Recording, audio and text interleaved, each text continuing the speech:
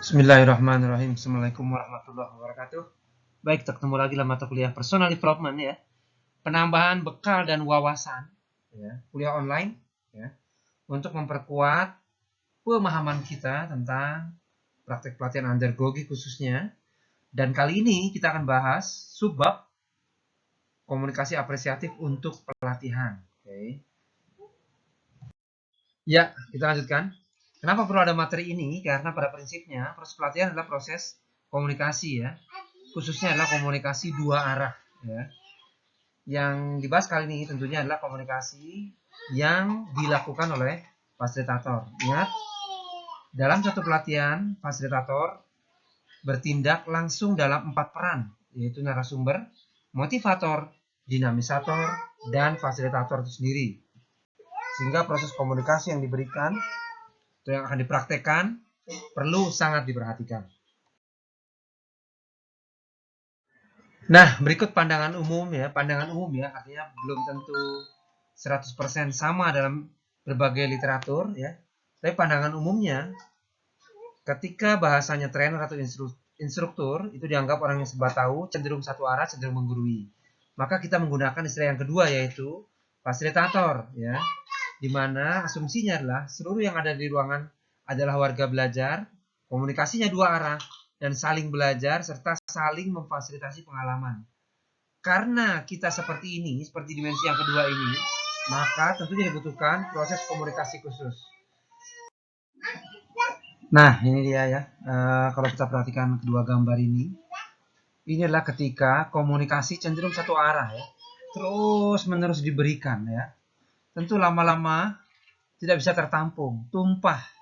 Akhirnya keluar lagi seluruh yang sudah dikomunikasikan tersebut. Ini contoh sederhana saja untuk kita resapi bersama maknanya dalam proses pelatihan.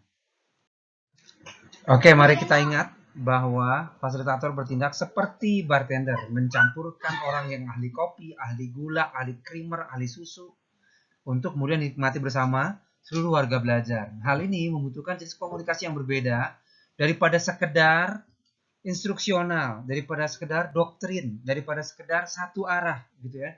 Bagaimana kemudian membangun komunikasi yang apresiatif, yang saling menghargai, yang bisa membuka peluang terjadinya komunikasi dua arah antara fasilitator dan peserta. Ya, maka salah satu keterampilan komunikasi yang dibutuhkan adalah keterampilan komunikasi apresiatif gitu ya. Dalam rangka tadi semuanya belajar, dalam rangka tadi semuanya mendapat ilmu yang baik, baik dari fasilitatornya maupun dari sama peserta gitu kan. Semuanya tetap termotivasi, tetap terjaga dinamisasi kelasnya dan lain-lainnya. Oke. Jadi kita akan lanjutkan lebih dalam. Ya, ini kita ingat kembali pedoman fasilitator, pertama memberikan apa yang peserta mau ya. Jadi yang dikomunikasikan adalah yang sesuai dengan target pelatihan ya, yang diharapkan oleh peserta. Kemudian diharapkan dia adalah seorang yang tahu sedikit tentang banyak hal, tidak ada batas dan jarak, tadi ya membangun komunikasi yang akrab, hangat gitu ya. Kemudian senjata memfasilitasi adalah pengalaman dan pengetahuan, tadi ya, pandai mengkomunikasikan pengetahuan dicampur dengan pengalamannya. Ya, sehingga mudah memberikan contoh-contoh real dalam kehidupan nyata. Kemudian tinggal bersama dalam satu camp ya. Tadi ini juga ya membutuhkan komunikasi baik dalam kelas maupun di luar kelas ya.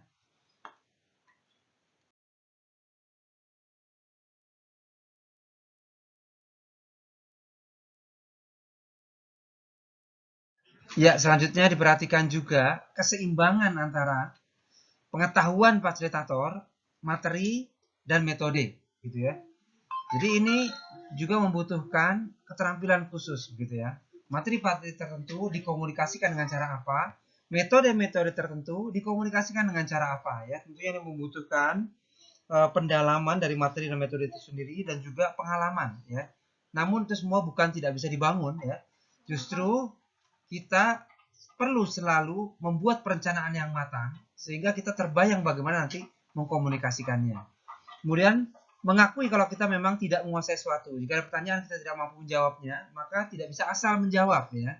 Namun bisa ditangguhkan ataupun minta waktu agar dapat mencari jawabannya terlebih dahulu ataupun mengakui saja bahwa itu bukan bidang kita dan lain-lain akan dijawab oleh pihak fasilitator yang lain dan segala macamnya.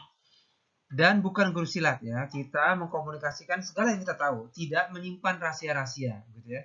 Karena apa? Karena tugasnya mencerdaskan peserta. Tugasnya sama-sama belajar ya. Bukan kemudian menjadi pintar sendiri atau yang paling pintar tidak tersentuh oleh peserta lain di sana. Ya baik, kita lanjutkan ya.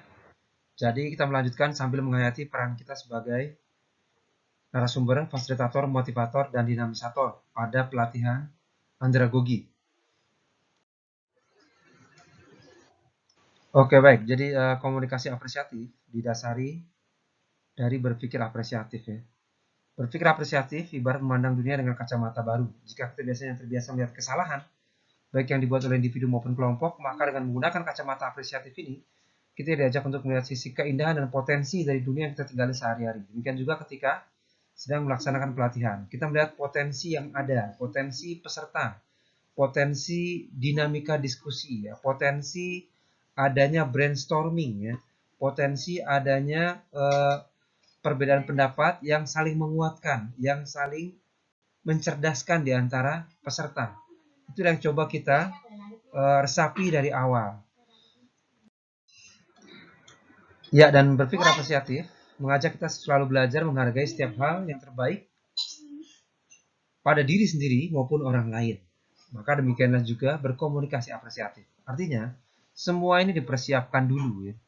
Ketika pelatihan, kita tidak menyiapkan diri kita sebagai yang serba tahu dan yang akan memberikan seluruh informasi. Namun, tadi ya, kita menyiapkan bentuk komunikasi kita sebagai komunikasi dua arah yang memungkinkan terjadinya pengayaan materi ya dari kecerdasan dan pengalaman peserta juga. Jadi komunikasi apresiatif menghargai pengalaman-pengalaman yang dimiliki peserta maupun kecerdasan mereka juga ya. Dan berkomunikasi apresiatif menghindari diri kita menjadi satu-satunya narasumber dalam kelas tersebut.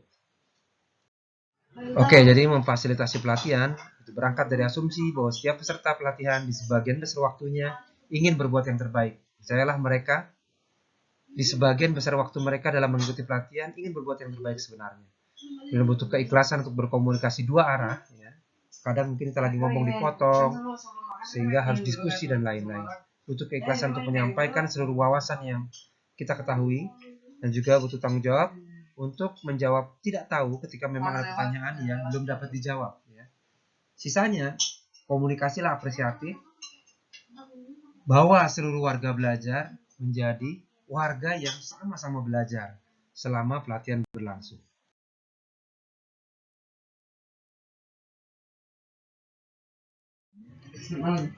Baik, terima kasih. Inilah bekal selanjutnya untuk Anda membuat teaching plan atau training plan nanti ya. Sehingga kita dapat menyempurnakan satu modul pelatihan lengkap dengan langkah-langkah dan tata caranya. Demikian, terima kasih. Assalamualaikum warahmatullahi wabarakatuh.